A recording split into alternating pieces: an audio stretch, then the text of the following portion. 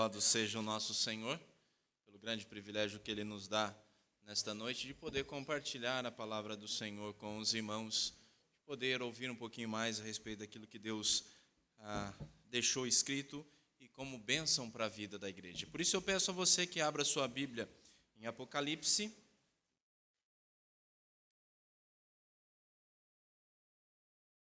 Apocalipse capítulo 22, irmãos.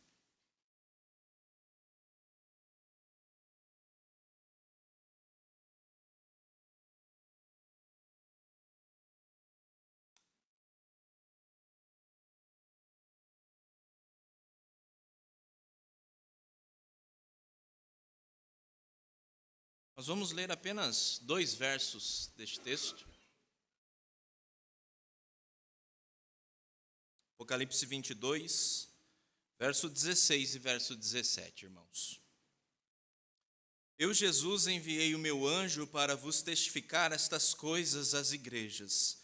Eu sou a raiz e a geração de Davi, a brilhante estrela da manhã. O Espírito e a noiva dizem: vem.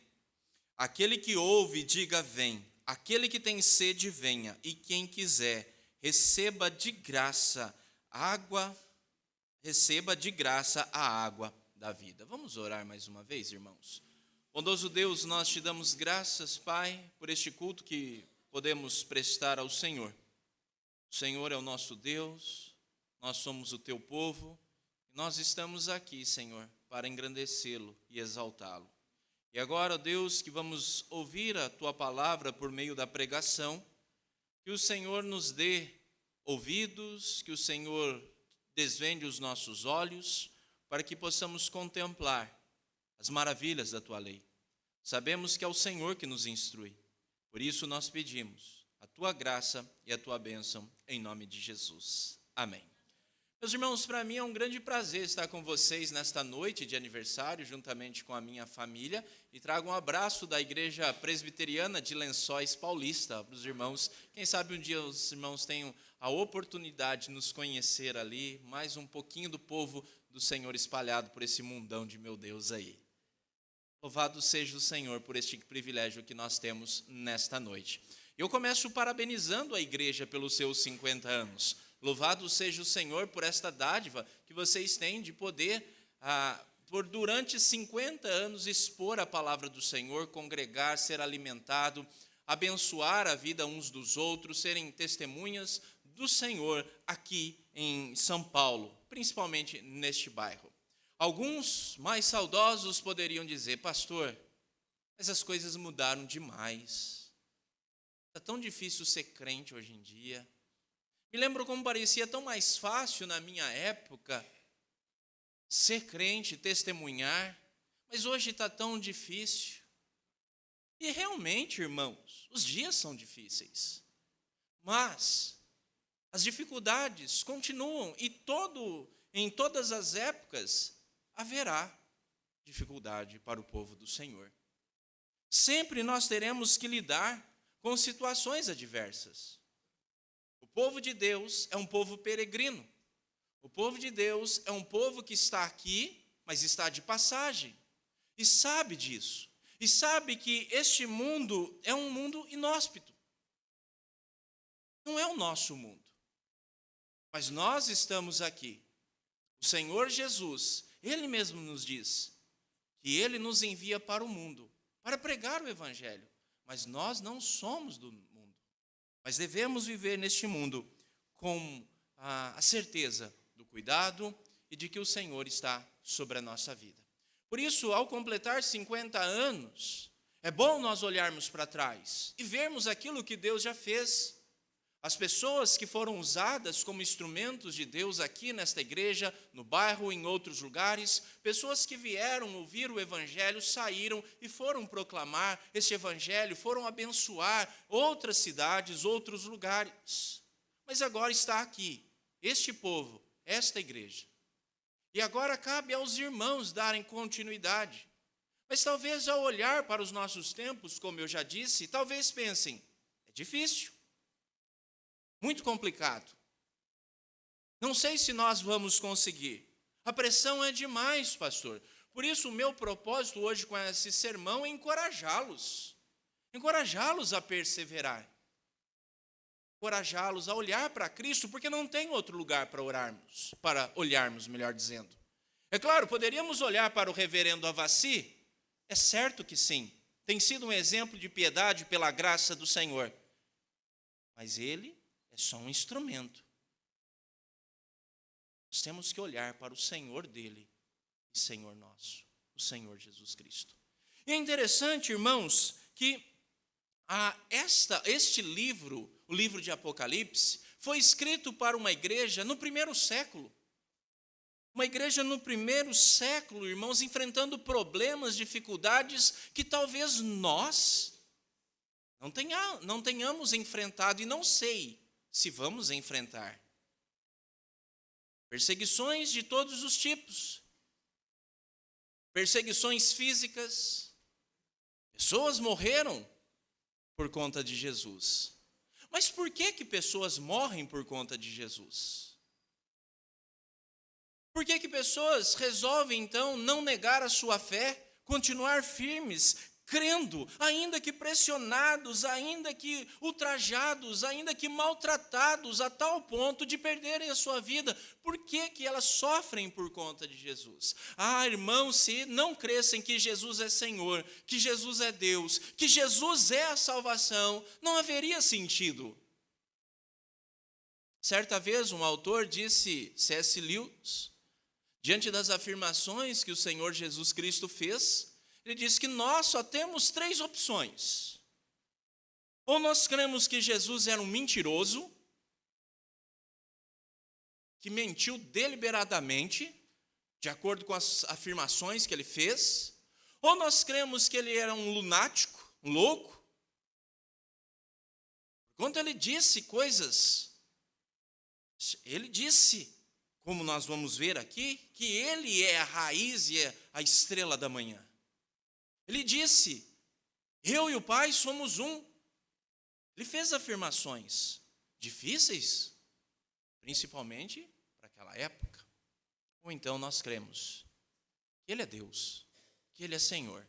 E se nós cremos que Ele é Deus e que Ele é Senhor, então, irmãos, nós estaremos dispostos a continuar perseverantes neste mundo.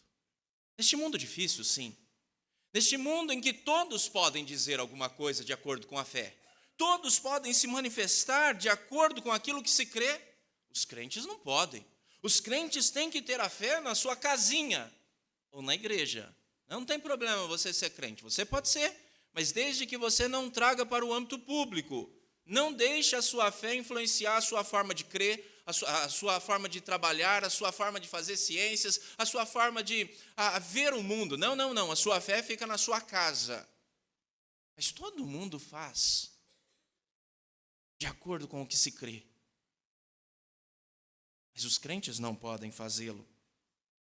Todo mundo dá a sua opinião sobre algum assunto, mas o crente não pode. Deixa Deus para lá. As pessoas chegam a afirmar que é possível até que o mundo tenha sido criado por alienígenas. Mas vá dizer que foi criado por Deus. O que é isso? É possível também dizer, irmãos, meu corpo, minhas regras, faço o que bem quero. Mas vá, jovem, um adolescente, seja homem ou mulher, dizer, eu quero ser virgem, quero me guardar para o meu esposo ou para minha esposa. Que é isso? Não, isso não pode. Mas podem todas as outras coisas. O corpo é seu, você faz o que bem quiser. Mas não viva para o Senhor com o seu corpo. Então, realmente, é um mundo difícil. Imagine você pregar sobre um morto que ressuscitou, que um dia voltará. Não tem sentido uma coisa dessa. Você pode pregar que Jesus foi um grande psicólogo, que Jesus dá ótimos conselhos, que tem algumas coisas que você pode crescer se você ouvir, mas não venha me dizer que Jesus está vivo, que Jesus é Salvador, que Jesus requer de nós uma vida santa, porque não tem lugar no nosso mundo. Então, diante dessas pressões todas, nós somos tentados a nos acovardar e pensar, não há mais espaço para nós, a não ser ficar reclusos no nosso mundinho fechado. Porque o que nós temos para oferecer para este mundo? Nada. Porque não há espaço para Jesus, para a exclusividade de Jesus, porque Jesus requer exclusividade. Então nós nos encolhemos. E o futuro dessa igreja? Como que vai ser? Como que vai ser? Você já parou para pensar nisso? Se nós, irmãos, não olharmos para Jesus como aquele que é de fato Deus, em quem as promessas de restauração se cumprem, nós não vamos conseguir continuar caminhando. A igreja de Monte Sião é chamada a olhar para Jesus, mas não simplesmente como alguém que viveu há muito tempo e morreu e pronto, mas como alguém, o Deus encarnado, em quem as promessas de restauração se cumprem. É isso que eu quero chamar a sua atenção nesta noite. Eu quero lembrar um pouquinho da história do livro de Apocalipse, como eu já disse. Mas eu quero que você preste atenção, porque é importante. Irmãos morreram, perderam emprego, perderam famílias, porque creram no Senhor Jesus Cristo. E a conta sempre é muito simples, é sempre muito fácil. Se a partir do momento que eu criei, eu comecei a sofrer perseguição, sofrimento, ou seja lá o que for por conta da minha fé, então, se eu abandonar a minha fé, logo deixarei de ser perseguido na minha escola, de ser zombado, de ser perseguido no meu trabalho. O que eu faço? Simples. Eu deixo de ser cristão. Essa sempre foi uma pressão. E não é diferente nos nossos dias. O tempo muda, mas as pressões continuam as mesmas. E esse texto foi escrito, irmãos, para encorajar a igreja da época a perseverar, a dar o seu testemunho, e também para nós hoje. Esse texto, ele vem para nos encorajar, para que nós possamos dar testemunho, não importa em que época, para todas as épocas, porque Jesus não muda. E nós precisamos ter essa visão muito clara no Senhor Jesus Cristo. Então, meus irmãos, vejamos como que Jesus é o cumprimento das promessas de restauração. Aí, nós vamos ver isso em 3 pontos. Primeiro, nós vamos entender melhor o que é essa expressão Jesus é o cumprimento. Depois nós vamos ver que a igreja, diante disso, clama para que ele venha, e a igreja também recebe de Jesus a missão de convocar, assim como ele convocou as pessoas, convidar as pessoas. Olha o que diz o versículo 16. Eu, Jesus, enviei o meu anjo para vos testificar estas coisas. Eu sou a raiz e a geração de Davi, a brilhante estrela da manhã. Irmãos, nós estamos no último livro da Bíblia, no último capítulo deste livro preciosíssimo que é o livro de Apocalipse. Apocalipse não é para gerar medo em nós, mas para gerar conforto, para gerar paz, para gerar encorajamento. E João escreve, irmãos, coisas tremendas que ele recebeu através de visões. E veja, se Jesus Cristo é um louco ou um mentiroso, não faz sentido aquilo que ele disse. Não faz sentido nós perdermos tempo. 50 anos perdendo tempo, irmãos.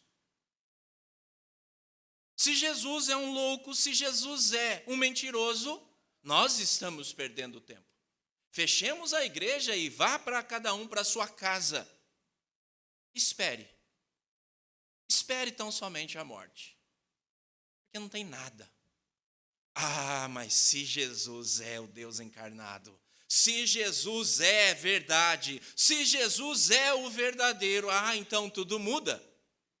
Então faz sentido o que nós estamos fazendo. Por 50 anos anunciando a salvação, por 50 anos falando que há perdão em Cristo Jesus, por 50 anos falando que Jesus um dia virá. Então faz sentido. Então podemos confiar naquilo que Jesus disse, e é isso então que nós temos aqui no final deste livro. Porque quem está dizendo é o Senhor Jesus Cristo. Por isso podemos confiar. E João, então, ele quer que a igreja preste atenção nisso. Observe, por favor, irmãos, o versículo 3 do capítulo 1.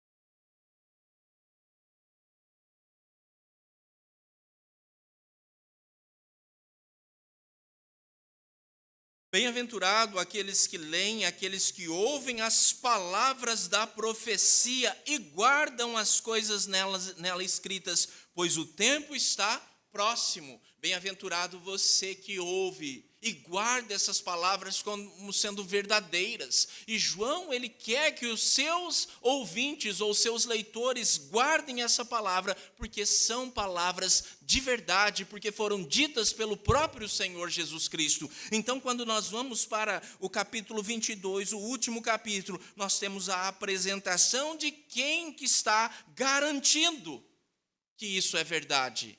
Que tudo aquilo que foi revelado vai acontecer. Quem está garantindo, irmãos? É o Senhor Jesus. A pergunta é: nós podemos confiar nele? Esta é a pergunta. A pergunta que nós precisamos constantemente responder. Será que depois de 2000 anos, nós podemos confiar em Jesus ainda? E aí ele diz algo fascinante. Ele diz: eu sou a raiz e a geração de Davi. Para nós é um tanto que difícil de entender o que está sendo escrito, o que foi escrito aqui por João. Por isso que nós vamos ter que gastar um tempinho a mais para procurar entender. Mas quando nós ouvimos aqui Jesus se referindo a si mesmo como raiz e geração de Davi, a brilhante estrela da manhã, ele está dizendo acerca de profecias antigas. Profecias antigas. Vamos observar um pouquinho. Abra sua Bíblia em Isaías 11.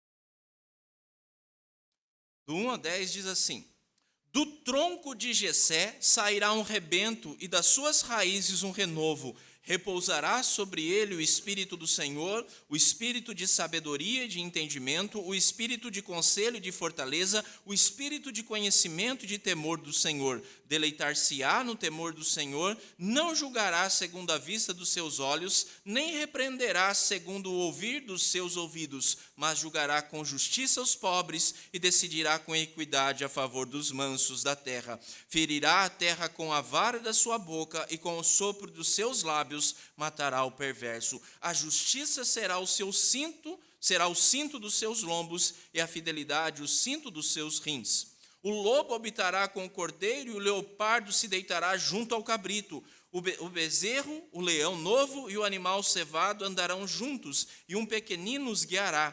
A vaca e a ursa pastarão juntas, e as suas crias juntas se deitarão. O leão comerá palha como o boi, a criança de peito brincará sobre a toca da áspide, e o já desmamado meterá a mão na cova do basilisco. Não se fará mal, nem dano algum em todo o meu monte, em todo o meu santo monte, porque a terra se encherá do conhecimento do Senhor, como as águas cobrem o mar. Naquele dia recorrerão as nações à raiz de Jessé, que está posta por estandarte dos povos, a glória lhe será a morada. Essa profecia, irmãos, diz respeito àquele que viria da descendência de Davi, e reinaria com justiça, instauraria um reino de justiça, de equidade, um reino de paz.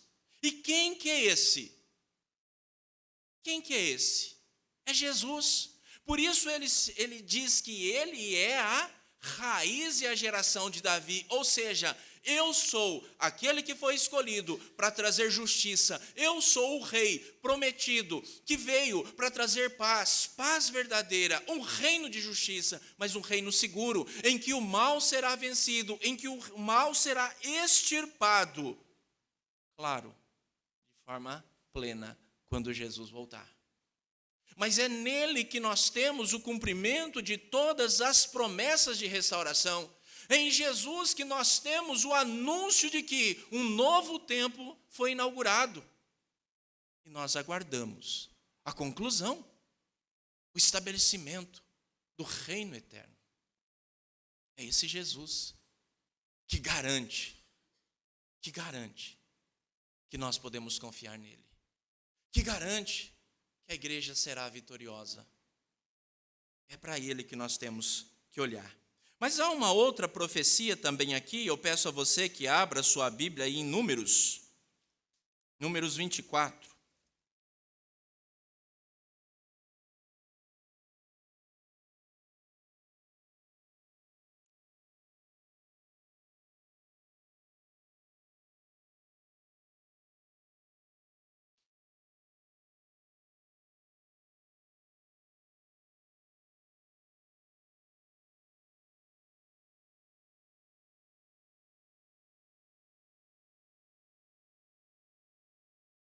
Números 24, versículo 17. Vê-lo-ei, mas não agora, contemplá-lo-ei, mas não de perto. Uma estrela procederá de Jacó. De Israel subirá um cetro que ferirá as têmporas de Moabe e destruirá todos os filhos de Sete. Uma profecia muito mais antiga daquela de Isaías, que nos fala que uma estrela surgirá e um cetro reinará e ferirá. E Jesus diz: eu sou a brilhante estrela. Eu sou aquele. E é interessante aqui nós temos a ligação do cetro. O cetro é real, porque Jesus é real. Jesus é rei. Jesus é aquele que reina. E é isso que nós estamos anunciando, para que as pessoas se prostrem, se dobrem diante do reino de Jesus.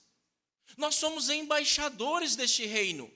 E nós vamos debaixo dessa autoridade, como mesmo o Senhor Jesus disse: toda autoridade me foi dada no céu e na terra, portanto vão. Porque Jesus é o cumprimento de todas as promessas de restauração. Tudo se cumpre nele, irmãos. Tudo. É por isso que tudo faz sentido para nós. É por isso que nós continuamos anunciando. É por isso que nós continuamos proclamando, porque para nós Jesus é tudo, porque para nós Jesus é a única esperança. Mas talvez você pense assim: mas pastor, essa esperança era só para os judeus. Jesus veio para um povinho muito pequeno, muito separado, mas não, irmãos. Eu convido você a mais uma vez voltar os seus olhos para as Escrituras, agora em Gênesis 3, de todas as promessas, a mais antiga. Gênesis 3:15.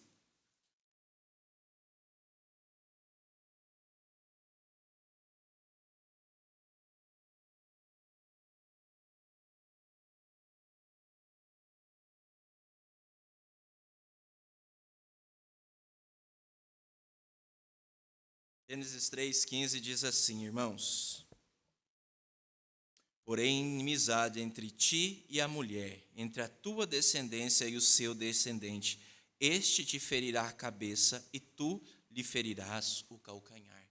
Aqui a primeira promessa seca da vinda do descendente da mulher, que esmagaria a cabeça de Satanás, da serpente.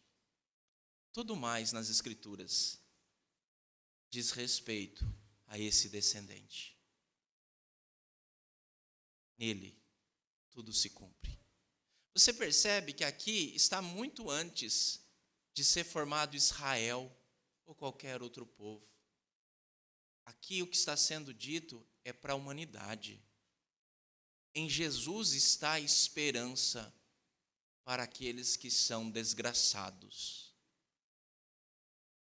Em Jesus está a esperança para aqueles que estão alienados de Deus. Em Jesus está a esperança para um mundo sem esperança. É por isso que nós continuamos a pregar o Evangelho, porque Deus nos deu o grande privilégio de crer que Jesus é tudo o que diz ser, de crer que em Jesus nós temos tudo o que nós precisamos e por causa de Jesus, tudo isso que nós conhecemos chegará a um fim e um novo começo se iniciará. Por isso, irmãos, diante de quem Jesus é, de quem Jesus afirma ser, a igreja precisa responder com fé e dizer que ainda que todo mundo diga que não, ainda que todo mundo diga que não há mais espaço para o cristianismo, que não há mais espaço para a igreja, que não há mais espaço para a fé, nós precisamos nos levantar e dizer assim, porque Jesus é o Rei dos Reis, o Senhor do Senhor, em quem todas as promessas de restauração se cumprem. Se nós tirarmos Jesus, não há mais nada, irmãos, mais nada. Por isso, então, queridos irmãos, que nós nos mantenhamos firmes diante das investidas de Satanás e de todos aqueles que tentam nos intimidar, que tentam nos persuadir, dizendo que não há mais espaço. Nós nos levantemos firmes, permanecendo, anunciando, porque em Jesus tudo se cumpre. Mas a resposta da igreja também, irmãos, já que em Jesus tudo se cumpre, é dizer: vem, vem Senhor Jesus. Vamos lá para Apocalipse 22 novamente.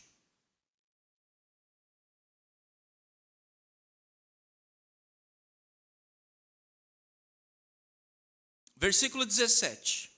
O Espírito e a noiva dizem: vem. Aquele que ouve, diga: vem. Aquele que tem sede, venha. E quem quiser, receba de graça a água da vida. O Senhor Jesus Cristo mesmo nos ensina aqui, irmãos, que a igreja deve clamar para que Ele venha. E é interessante porque é o Espírito Santo que gera em nós o desejo de que o Senhor venha. É o Espírito Santo que gera em nós a oração: vem, Senhor Jesus. E quando o Senhor Jesus vier, a brilhante estrela da manhã vier, um novo dia vai raiar. E esse novo dia, irmãos, é totalmente desconhecido para nós, a não ser por aquilo que a Bíblia revela que vai ser. Mas do contrário, para nós é até difícil de imaginar. Sabe por quê? Porque nós crescemos num mundo corrompido pelo pecado. Nós, desde pequeninos, já manifestamos o pecado, inclusive. E a nossa volta está cheia. Cheia de corrupção, cheia de bandidagem, cheia de imoralidade, em todos os momentos.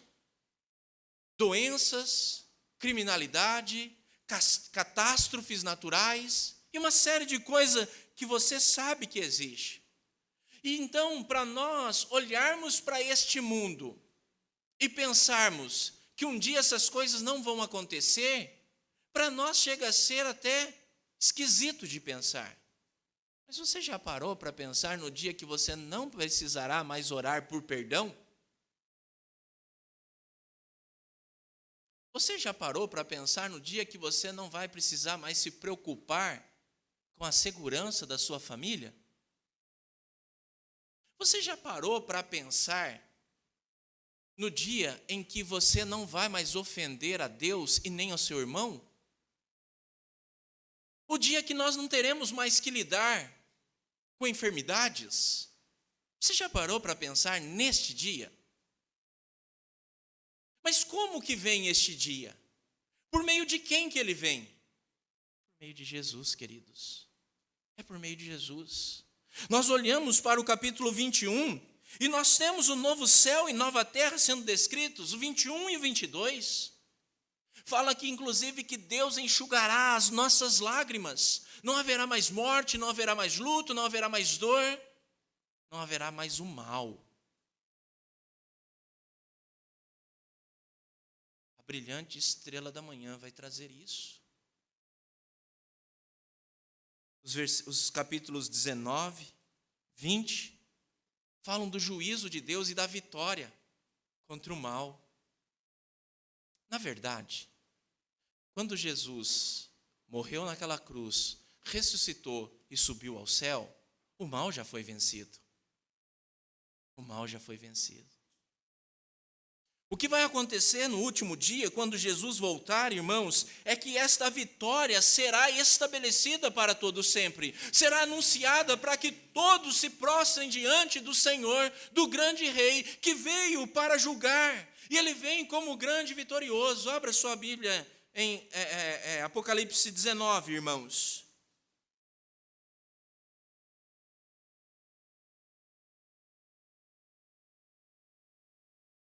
João vê o Senhor Jesus Cristo na sua glória como grande rei vencedor. Versículo 11. Viu o céu aberto, eis um cavalo branco. O seu cavaleiro se chama Fiel e Verdadeiro, julga e peleja com justiça. Lembrando a Isaías 11. Os seus olhos são chama de fogo, na sua cabeça há muitos diademas. Tem um nome escrito que ninguém conhece, senão ele mesmo. Está vestido com um manto tinto de sangue, e o seu nome se chama o Verbo de Deus. E seguiam-no os exércitos que há no céu, montando cavalos brancos com vestiduras de linho finíssimos, branco e puro. Sai da sua boca uma espada afiada para com ele ferir as nações. E ele mesmo as regerá com cetro de ferro. A profecia lá de Números. E pessoalmente pisar o lagar do vinho do furor da ira do Deus Todo-Poderoso. Tem no seu manto e na sua coxa um nome escrito: Rei dos Reis e Senhor dos Senhores. É esse rei que nós aguardamos. Ai, quando ele voltar, irmãos, como vai ser glorioso a vinda do nosso Senhor. Por isso, então, que o Espírito clama. Por isso que a igreja clama: vem, Senhor Jesus. Sabe o que acontece? Às vezes nós nos acostumamos tanto com esse mundo. Nosso coração está tanto nas coisas materiais, sabe? Nós estamos tão ocupados tentando ganhar a vida, tentando conquistar os nossos objetivos, sonhos. Não é que essas coisas sejam erradas em si mesmas, mas quando isso ocupa o nosso coração, quando o nosso tesouro são essas coisas, nós vivemos para aqui e agora. Nós nos esquecemos de olhar para aquilo que o Senhor Deus nos diz, e nós nos esquecemos de, como igreja e como indivíduos, clamar a volta de Jesus. Cada dor que nós passarmos, cada sofrimento que nós experimentarmos, cada injustiça que sofrermos, cada afronta por conta da nossa fé que tivermos, cada a morte que nós presenciarmos, é um alerta e deve ser um motivo para que nós clamemos: vem, Senhor Jesus. Os sinais estão todos aí. Mas nós muitas vezes nos fazemos de cegos e surdos. Sabe por quê? Porque o nosso coração está aqui. Você está tão preocupado. Me dirijo especialmente aos filhos, os jovens, os adolescentes, que vieram com seus pais até hoje, que ouviram dos seus pais sobre esse Jesus. Mas hoje, sabe, cresceu, está tão fascinado com esse mundo, tentando ganhar a aprovação desse mundão, tentando aproveitar a vida a cada momento. Quero dizer para você, meu querido, um dia vão chegar para você e vão perguntar: para que você gastou a sua vida? Para que você correu atrás de tudo isso e se esqueceu do seu Salvador, do seu Senhor? Louco, esta noite pedirão a tua alma. E daí? O que você fez ficará para quem? Você desprezou o seu Salvador. Você desprezou aquele que a sua mãe e o seu pai anunciaram como esperança e suficiência para a sua vida. Mas você abandonou. Você disse: eu não quero. Eu prefiro ganhar o mundo e perder minha alma. É isso que você vai ter, se você continuar nesse caminho. Porque esse caminho é sem volta, se você não se arrepender. E hoje, você é chamado a se arrepender e a crer em Jesus. E dizer: vem, Senhor Jesus, porque ainda que eu goste desse mundo, ainda que eu aprecie as coisas que Deus fez, ainda que eu ame a minha família, ame todas essas coisas que Deus me dá a condição de realizar, eu quero estar para sempre com meu Senhor Jesus. A igreja precisa retornar, irmãos, a cantar: Maranata, vem, Senhor Jesus. Mas veja que não é só para o coletivo, é para o indivíduo, aquele que ouve. Você está ouvindo hoje. Não sei quem é você, mas você está ouvindo hoje. E qual que deve ser a sua resposta? Vem. Mas para que você diga vem, você precisa conhecer e crer. E Jesus é a única esperança para a sua vida. E é interessante que o versículo 17 diz: a noiva. A noiva, a igreja é tida como noiva que anseia pelas bodas do Cordeiro. Anseia estar com o seu noivo para todo sempre. Eu me dirijo a mim neste momento e me pergunto: eu tenho vontade, desejo de estar com o meu noivo para todo sempre? O amado da minha alma? Será que eu tenho desejado isso? Eu sei que eu desejo muitas coisas.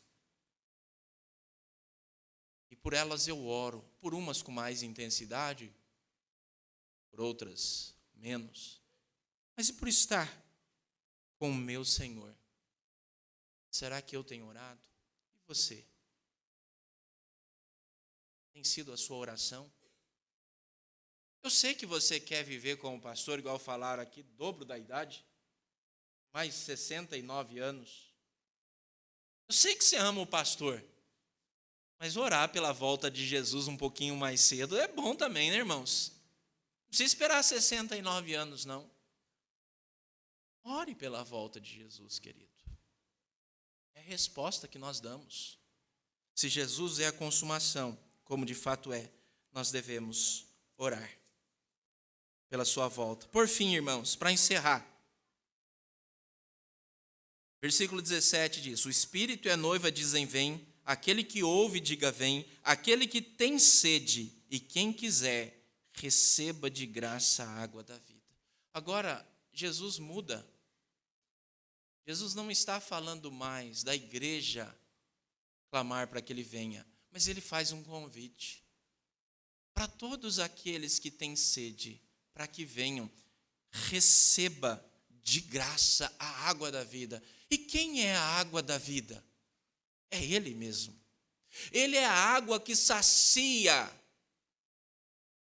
como nenhuma outra pode saciar. Ele é a água que gera a vida. E ele diz: venha, beba. Mas quanto? Quanto custa? O que eu tenho que fazer? Quantas cestas eu tenho que dar? Quantas esmolas eu preciso praticar? Quantas vidas eu preciso viver? É de graça. É de graça. Vem e experimente. É para você. E nós recebemos essa bênção de ser aqueles que são usados como instrumentos para proclamar. Venha beber, nós não cobramos. Venha ouvir o evangelho da salvação, nós não cobramos nada. Sabe por quê? Porque é de graça. E a pergunta que eu faço é: por que você insiste em tentar pagar por isso? Por que você fica gastando o seu dinheiro naquilo que não é pão, conforme diz Isaías 55? Por quê? Quando há algo de graça oferecido por meio da cruz, é a salvação. E nós, como igreja, somos chamados. Pastor, mas o mundo não quer nada com nada. Pastor, não há mais espaço para falarmos dessas coisas? Sempre haverá espaço. Porque sempre haverá pessoas que estão sedentas. É claro que só terão consciência dessa sede quem o Espírito despertar. Mas quando o Espírito desperta, que nós tomamos essa água, que nós experimentamos essa água, a vida começa a pulsar. E é um pulsar que você nunca experimentou. Se você já experimentou da vida em Cristo Jesus, você sabe do que eu estou falando. Você sabe que é uma vida que pulsa de tal forma que faz com que os nossos olhos ganhem cores que até então não tinha. Nós passamos a olhar para esse mundo de uma nova forma. Nós passamos a entender que a vida é muito mais do que existência. Porque vida é ter comunhão com Deus, é desfrutar de um relacionamento de paz com o Senhor, é estar totalmente debaixo dos cuidados do Senhor, é saber que ainda que você feche os seus olhos, que a morte chegue, você viverá eternamente com o seu Senhor, que te deu vida. É por isso que a igreja não para. Porque a água da vida nos deu vida. E essa vida continua a pulsar. E nós vamos e anunciamos. Escuta, eu conheço quem pode saciar a sua sede. E eu quero te dizer que é de graça. Sabe aquelas pessoas que são desconfiadas, né? De graça? Ah, não acredito. Aí você vai e diz: a vida vem por meio da morte de Jesus, dando o seu sangue naquela cruz, perdoando os nossos pecados. E o que você precisa fazer? É crer. É crer. E você terá essa vida. Jesus é, irmãos. Jesus é aquele em quem as promessas de restauração se cumprem. Ele é esperança para este mundo corrompido. Ele é fortalecimento para a igreja abatida. Ele é encorajamento diante das dificuldades. Por isso que a igreja não para. É por isso que a igreja prospera. É por isso que a igreja continua.